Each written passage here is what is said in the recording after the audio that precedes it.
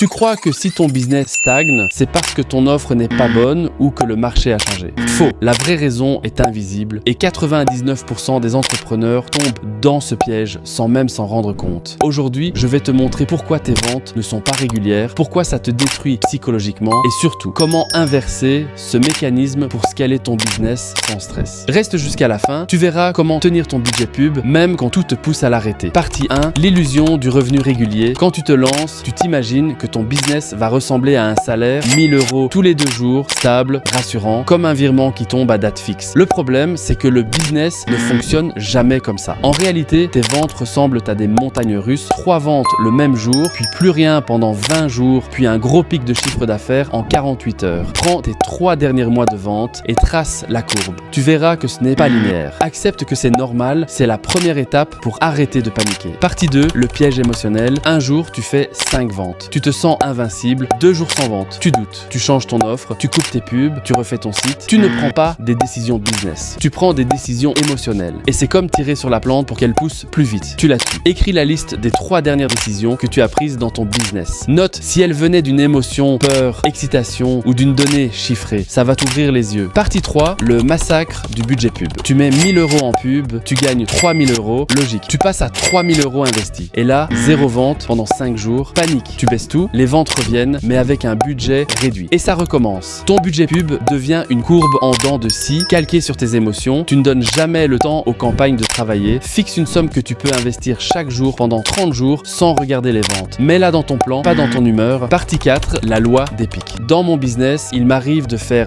0 € pendant 5 jours, puis 25 000 € en une seule journée. Si je m'étais arrêté au jour 4, je n'aurais jamais encaissé le jour 6. Les ventes suivent des cycles imprévisibles, mais mathématiquement fiables sur un volume assez grand. Les couper trop tôt, c'est te priver de la récolte après avoir planté. Note, mes ventes sont irrégulières mais prévisibles sur le volume. Relis cette phrase chaque fois que tu veux couper ton budget. Partie 5, le plan stoïque. Pendant que certains passent leur journée à monter, baisser leur budget pub, d'autres mettent une somme fixe, ferment l'ordi et encaissent leur pic.